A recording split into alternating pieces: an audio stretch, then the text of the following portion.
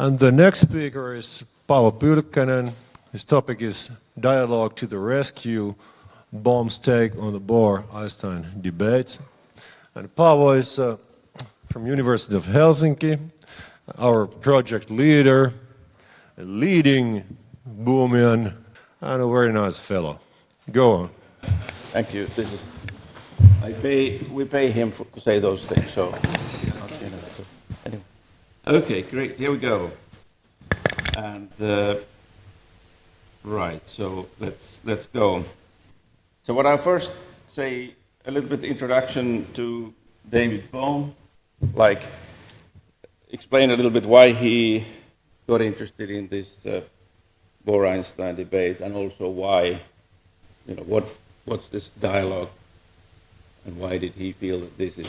And implicit here is that whether dialogue actually is something, dialogue of this kind would be something both for philosophy and science as a method. But that needs to be still worked out. This is kind of our first go at this topic. So anyway, a little bit about Bohm for those of you who don't know.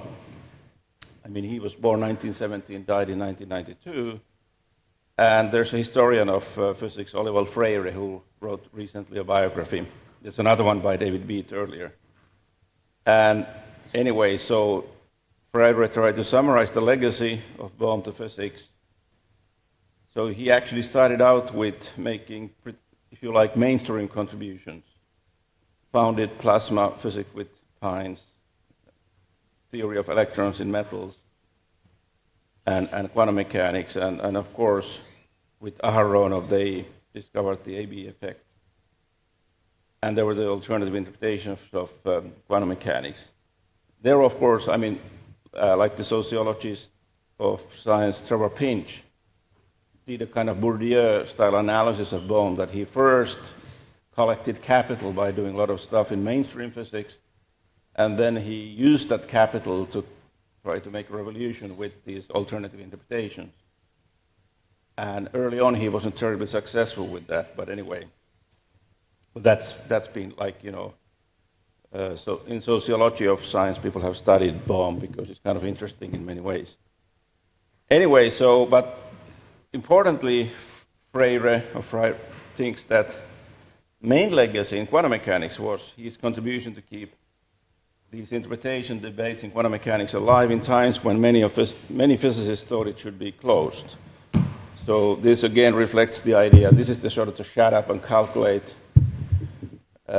spirit in physics. And Bohm was one of the people who still didn't shut up. He did calculate a little bit, but he liked to talk. So. Anyway, so it's just to mention some more philosophical milestones. So he was teaching quantum mechanics, and he felt he didn't understand it. So well, the best thing to do if you don't understand it is to write a book about it. And it turned out to be a book that a lot of people liked. It actually does give it tells a physical story about quantum mechanics, not just postulate, the usual mathematical approach. And actually, there's a lot of interesting things. For example, the idea of quantum properties as potentialities. Alex Carruth and myself, we just wrote a paper about that. A lot of people think it was Heisenberg who we associate with the idea of potentialities. There are people before Heisenberg, people before Bohm, but Bohm actually does quite a nice discussion of that in his textbook. There's a lot of other interesting philosophical stuff there as well. But of course, then there was this rediscovery of the pilot wave theory, hidden variables in 1952. But, de Broglie already in 1927 did that. But for various reasons, I guess, the reception of this pilot wave theory wasn't that great. And Bohm maybe couldn't see how to move on with it, so he started in the 60s, he started doing something very different. It's known as an implicate order theory, where he tries to bring quantum mechanics and general relativity together. Where already there's this idea, things like emergent, space-time is emergent. It's all in there, something that philosophers of physics today are quite interested in, but very few of them realized that, Bohm, of course, Wheeler is well known, but Bohm and Hartley were doing that as well. Yenan Ismail is one of the few philosophers of physics who actually, I think, understands Bohm's work in this period. Anyway, and later on, that's when I interacted with Bohm was from like 1980 till 1992, and that when he introduced this idea of pilot wave as a kind of field of information, informing the electron, if you like, and connected this to mind of matter. And my own work was then, what I was discussing with Bohm a lot was also philosophy of mind and quantum mechanics and how you could make use of that. But that's just a bit of an idea of the overview. But I thought just to make a biographical reduction of Bohm. These are things in his life that sort of perhaps made him interested in communication as something really important in physics, but also, life, society, all that. And of course, you see, he was Oppenheimer's research student.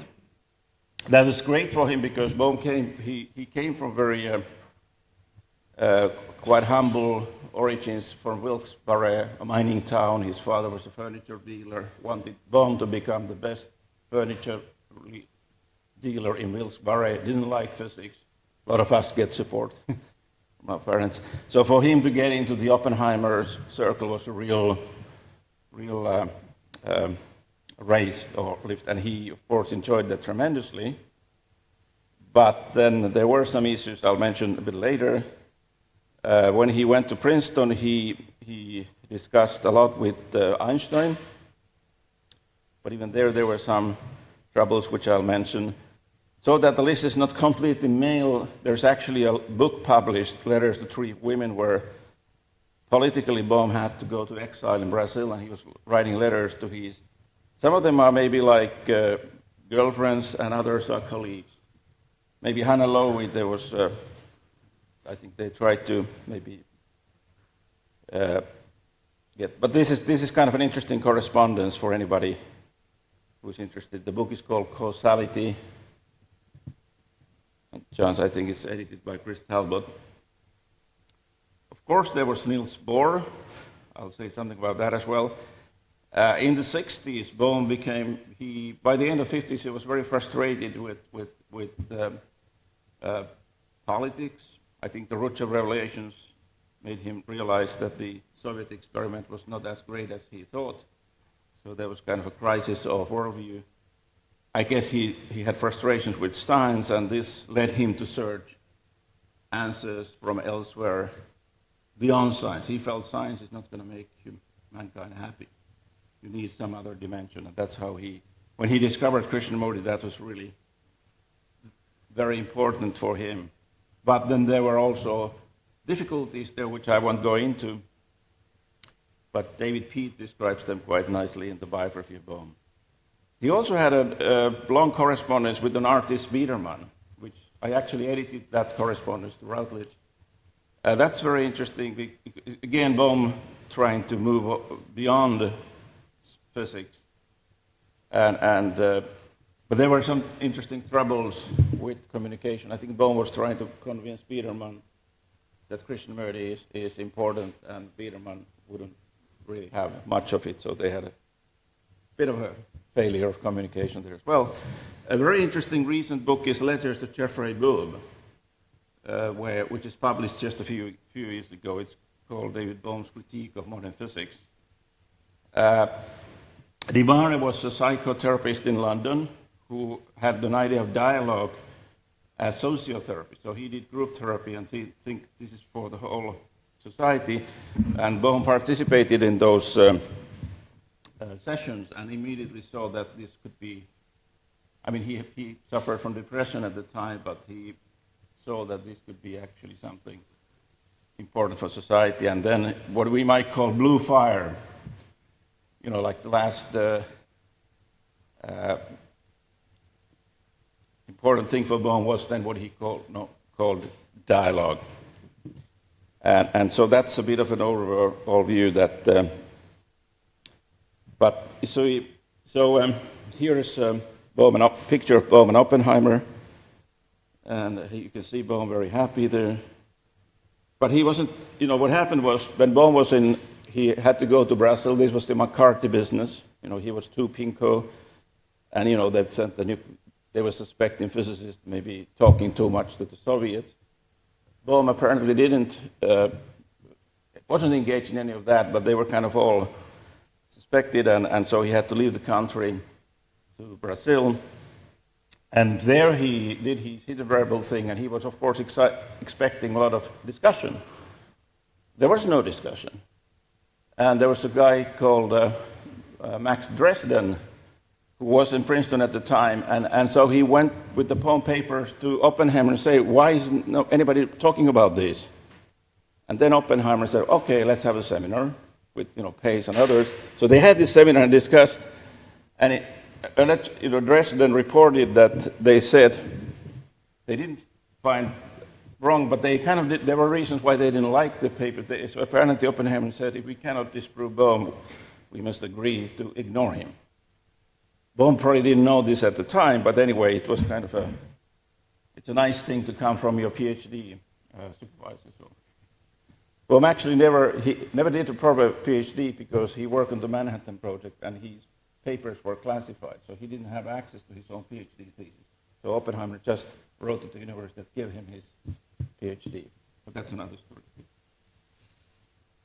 Okay, so now with Einstein, it was better. They met in Princeton late 40s, and they hit it off. I guess Bohm even lived in the same house for a time, and they were kind of socially interacting. And Einstein liked Bohm's textbook quantum mechanics very much, but he wasn't happy with Einstein was still not happy with the Copenhagen invitation.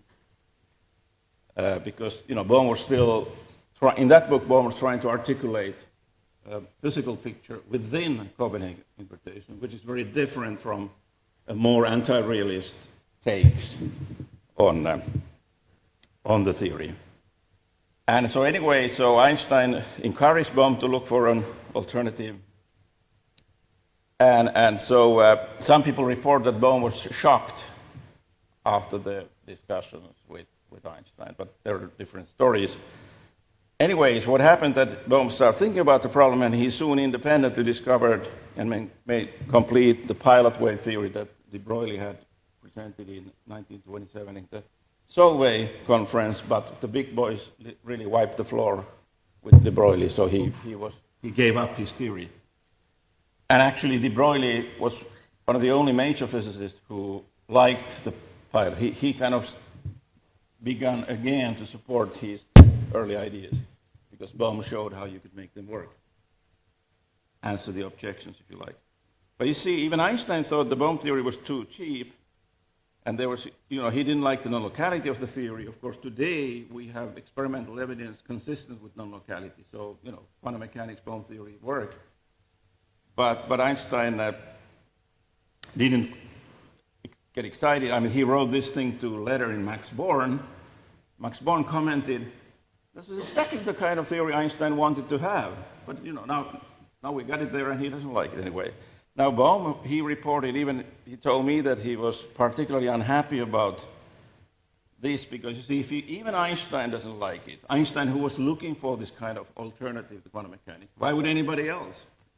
So that was that really probably contributed to the fact that in the 50s, this pilot wave theory didn't get much attention. Of course, today it's like in philosophy of physics, it's one of the three realist interpretations of quantum mechanics people are discussing, the others being Everett and then spontaneous collapse view.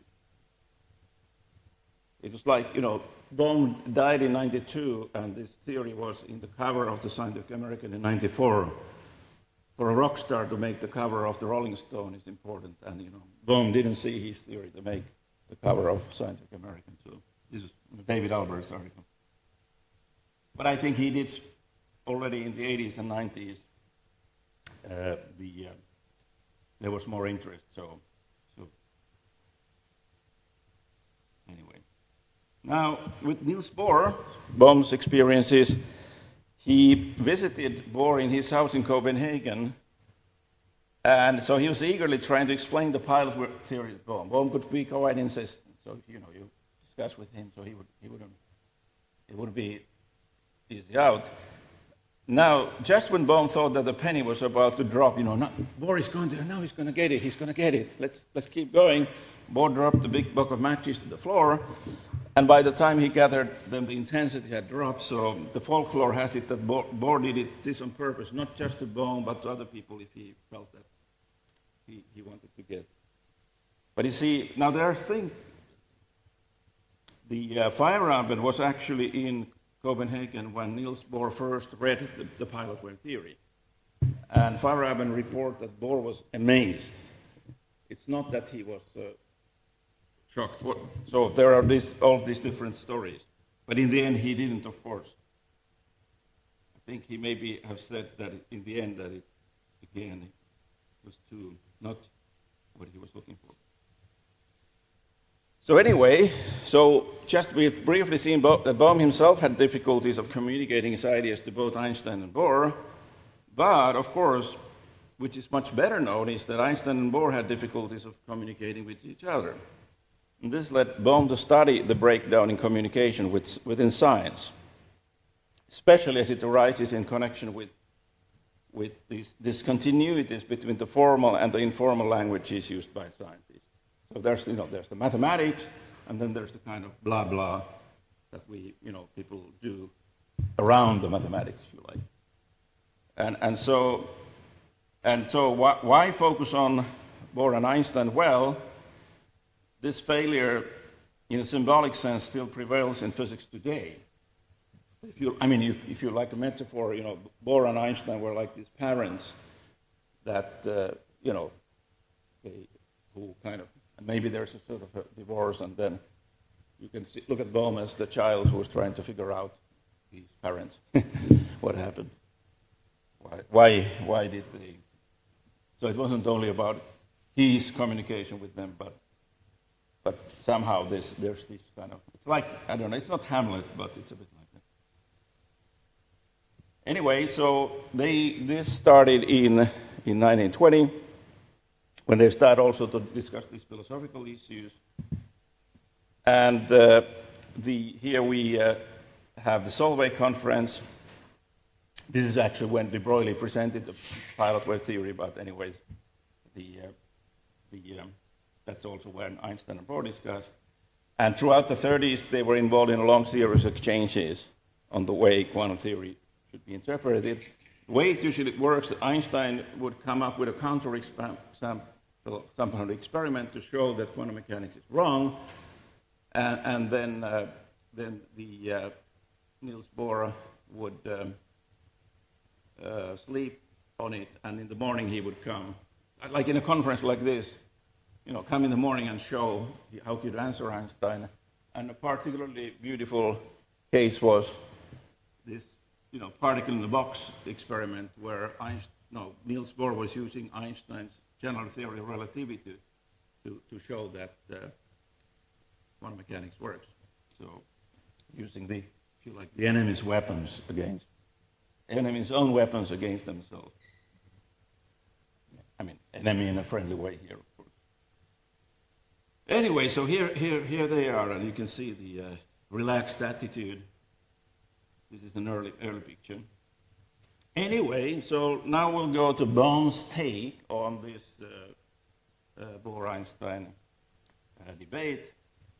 And so, why is it difficult? And I'm using quite a lot of this, the book by David Bohm and David Peat, Science, Order, and Creativity, where they go discuss this. So, give you a little bit of a taste of the approach, okay? So now one thing Bohm was saying is that Niels Bohr had introduced new notions into the informal language of physics, where the key new feature is that the meaning of scientific concepts such as momentum and position was to be taken as ambiguous. In other words, the meaning of such concepts no longer corresponds in a well-defined way to reality. And I remember I didn't see too many, Bohm give too many talks, but there was one in King's College in London in maybe around 1985. And in that talk, Bohm was saying that, he was talking about Niels Bohr and saying that actually the uncertainty principle should be called ambiguity principle. And so he was showing this two-slit experiment and saying that if you look at the whole situation where you're supposed to have particles, and then you're supposed to have particles coming through the system, you get an interference pattern in the screen where you would actually just expect two piles if you're dealing with particles. So the idea was that this is an ambiguous situation. And sort of in the sense that some sort of ambiguity is the key lesson of quantum mechanics. And that of course then has implications to scientific realism, because if your concepts are ambiguous, how are you going to relate them to reality? And you see, in contrast, Einstein believed that fundamental concepts should have an unambiguous relationship to reality. And this has to do also with relativity, the special role that Einstein had assigned to the notion of signal in special relativity, because it was a matter of principle that no signal should be transmitted faster than light, but this could not be maintained if the notion of a signal became ambiguous in meaning. So if you like, there's a bit of a postmodern touch in Niels Bohr. Arkady Plotnitsky has written a lot about this. I mean, he's got a book with trying to connect Niels Bohr to Derrida and Bataille and a pretty kind of heavy-duty continental philosophy. Whereas, of course, in the case of Einstein, it is not. It is still, in many ways, trying to stay within a version of scientific realism. Okay. And so, but anyway, so the point here is that they emphasize particular notion of meaning in the informal language of physics. And for Bohr, this meaning could be ambiguous, and for Einstein, unambiguous. So you can already, I mean, if this is true, it's not so surprising that you're going to have difficulties trying to sort things. If you're using blah blah to sort things out, it might not work that well. Mathematics is, of course, another story, but I'm using the blah blah because I heard a talk by Jungian. Somebody studying Jungian psychoanalysis, and he was saying that there's a blah blah level when the therapist and the patient talk, and then when you go to the unconscious, there's something different. So, sorry about that. Anyway, so all right. So as we saw, the Bohr and Einstein engaged in a long series of discussions about these issues after the following years. But in Finnish we would say jälkivi, voimme olla jälkiviisaita. We can be sort of wise after the event. In retrospect, it becomes clear that it was never possible to resolve the issues that stood between them. Why? Well, because their different uses of informal language implied conflicting notions about the nature of truth and reality, and about what is an acceptable type of scientific theory. And of course, this is now we are in the themes of our conference. And you see, of course, now if this is true, if we would want to have progress in physics, maybe we should teach physicists a little bit about truth, reality, and all these issues. If this kind of failure of communication means that we can't bring quantum mechanics and relativity together. See, physicists may think, well, philosophy is blah blah. I mean, it's, there's often this attitude, the shut up and calculate attitude. But then if your underlying is still, if you're confused about these kinds of things, or if the theories are built in very different ways as a result of these informal assumptions and hidden assumptions, then maybe we actually would need to. I mean, this is what's suggested here anyway, that for the progress of physics, these issues are so difficult that that it is necessary to look into them. Okay.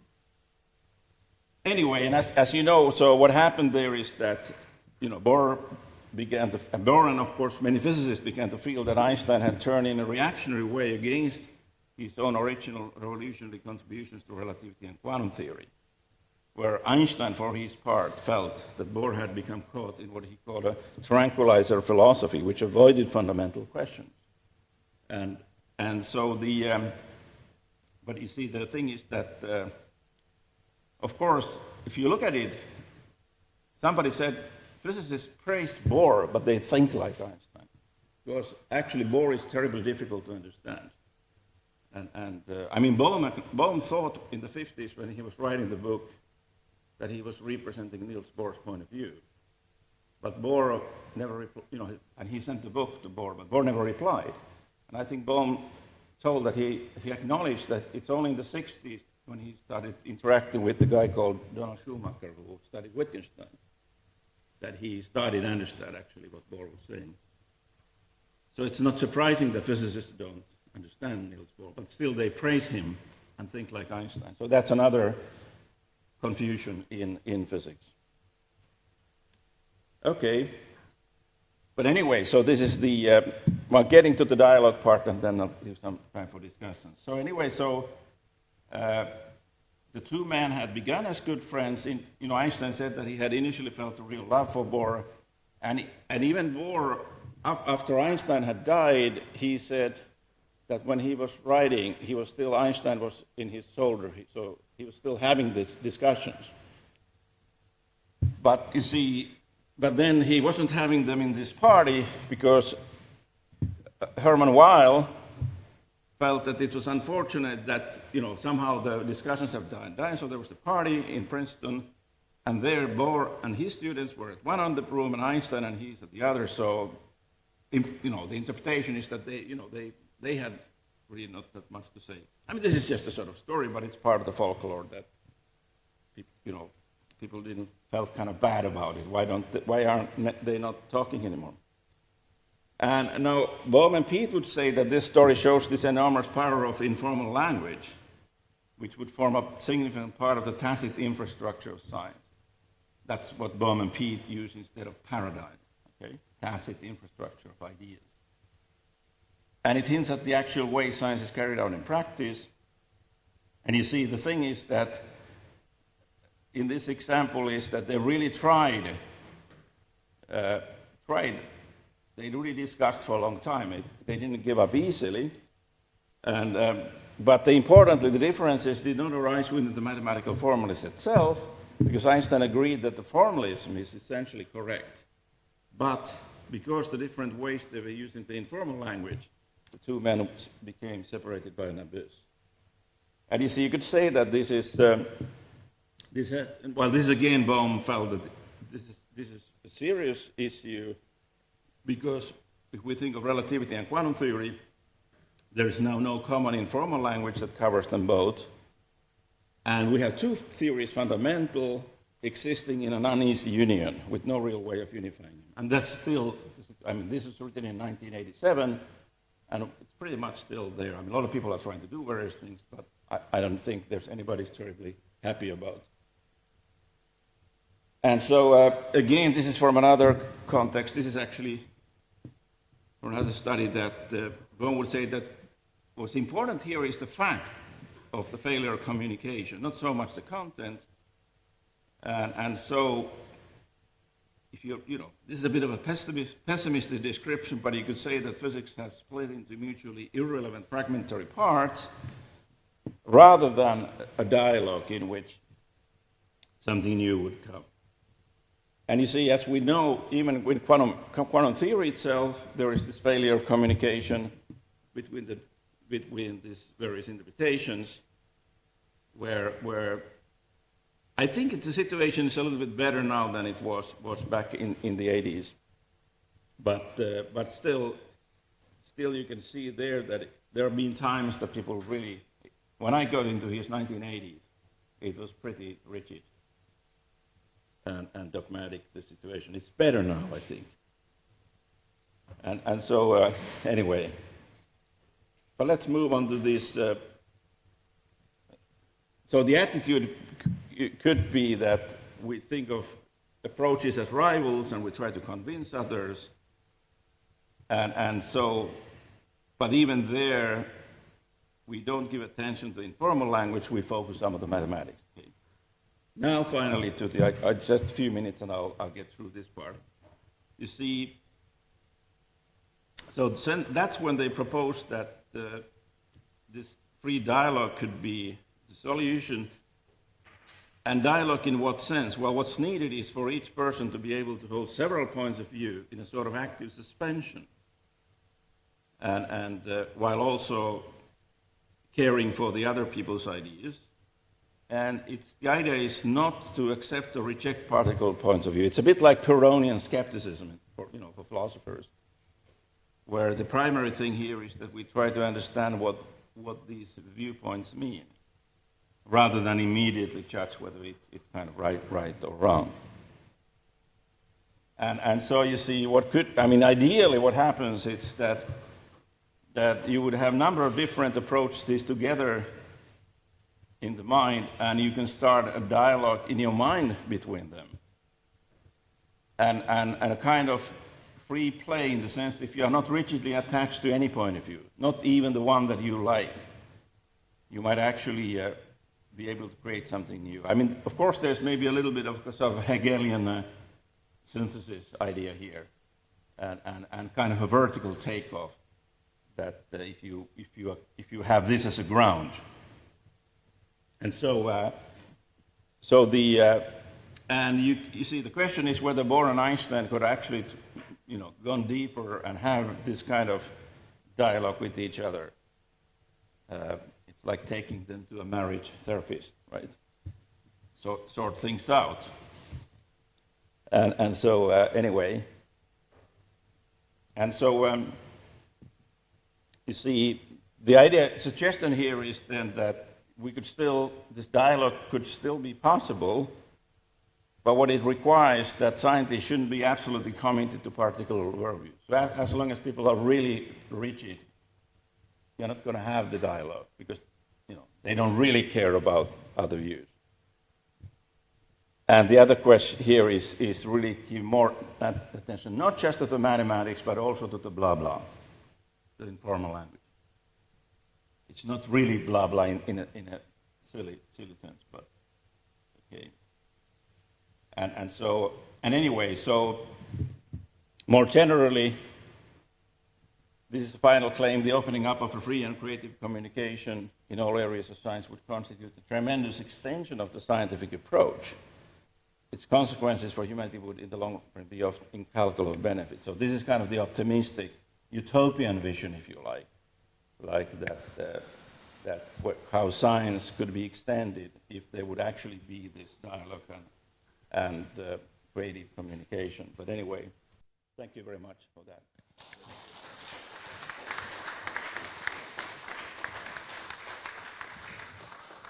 Okay, thank you, Paavo. Any comments?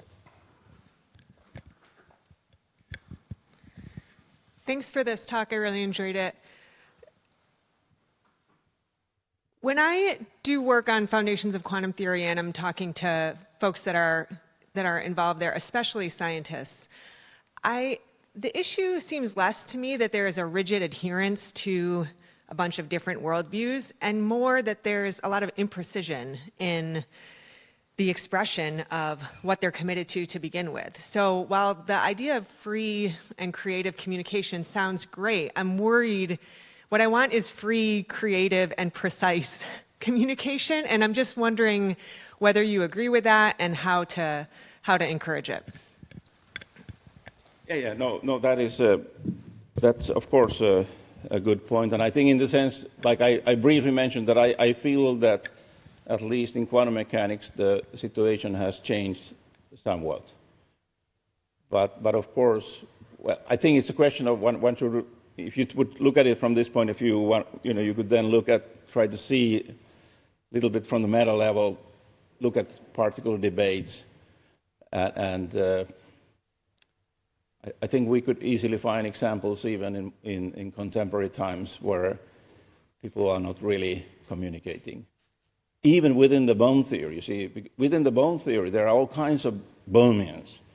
So there's the Bohmian mechanics is carried in the East Coast of states, and they take a particle view, and then the others, and so I know that community a little bit, and it's quite clear that everybody is terribly precise in what they're doing, but then they assume that what the other people is doing is somehow wrong or irrelevant, and that's why there is dialogue. And I know that some other people, when they look at these Bohmians, they just don't understand why, what's the problem. I mean, that it's like what Freud would call difference of, narcissism of small differences, so to speak.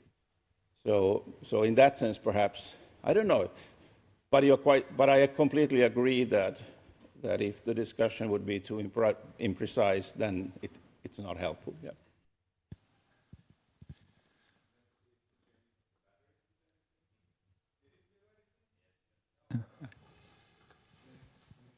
Does it work? Yeah, go on. You hear me now? Okay. Yeah.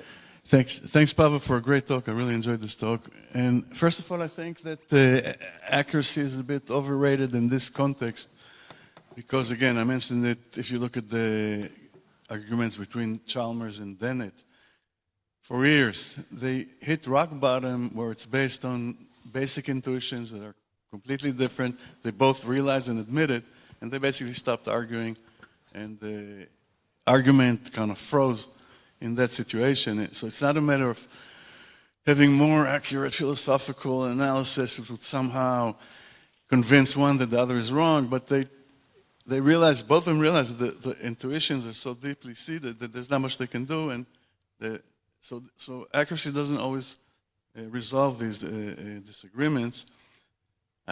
It's really, it seems almost more anthropological than philosophical. Mm-hmm. Other comment I wanted to make is that I think it's a great idea, the dialogue, and it's exactly, for example, you take two people, you make each one argue the point of view of the other, and this way, and this is actually done in intelligence services in armies. So if you look at, you see, intelligence service in army has even a lot more at stake, and they try very hard not to be wrong, and they actually create special units that always take the opposite position of the majority and try to argue it as best as they can, and they'll take the best people for that unit. So it's interesting for philosophers to actually look at intelligence services. I apologize for being a bit military, but they really have a methodology which is kind of worked out more carefully, I think. Thank you. Yeah, thanks. About the precision issue, of course, you could say that Niels Bohr's writings are not the easiest ones. So, and why? And it could be partly because he had become so established. So I think von Neumann once compared science to the Vatican Church, and he said he's a cardinal. He didn't say who the Pope was, but it was probably Niels Bohr. And so maybe he felt that, he would, and then he would later on admit, oh yeah, I didn't say it too clearly, but the thing is completely obvious. I mean, he would kind of feel that everything is obvious, and then, so in that sense, the lack of precision can actually be part of the problem, even historically in these debates. But then taking the other person's view, I recall there was, I think Ilkka Pattinimi told me about this, that there was some case where, was it David Wallace taking the David Albert, they had to defend each other's viewpoints. And apparently that worked quite nicely. And so, of course, these are real steps towards the kind of dialogue that we should have. But I met David Wallace a couple of years ago, and we were talking about this, and he was also giving examples where dialogue doesn't work so well, like, that he can also be frustrated about that. 30 seconds comment. It's following on the same line, but maybe from a different angle. Maybe everything that you want to say, you've already said on this issue, but I was surprised by the comment that Bohm saw that, or thought that informal language can interfere with the free play of thought, which would play into this this view. But it seems to me free play. It's related to the things I talked about in my lecture. Is that it seems that free play would thrive on informal language, would be more possible rather than with formal language. It seems we don't normally associate formal language with free play of thought, but maybe the point that's been made earlier is that actually there's a way in which you can only engage in certain kinds of free play with formality and formal language. Do you have any further thoughts on this? I tend to lean the other way and think that it's before the concepts get nailed down that we most associate with free play and openness to new possibilities, where the energy is, lots of annealing is going on and the energy is high, before you ossify into rigid, formal conceptual structures. I think the point that Bohm wanted to make was that in physics, like even in physics education, we don't give attention to the informal language. And everybody, if you like, you pick it up like a paradigm from under the desk, so to speak, implicitly, and you are not really aware of it. And then when you start discussing, then those things are the ones that limit you. Somebody says something that, is against your hidden assumptions, and you react. I mean, you get angry, or you feel, well, that's an absurd or wrong. And I think, in that sense, the informal language, if it's kind of works as like a paradigm-like way, it could then be preventing the free play. So we are not as free as we think we are. So maybe not recognizing that one has an informal language. Right. One's thinking it's formal when it's really not. Yeah. Okay, thank you very much. And now it's coffee break.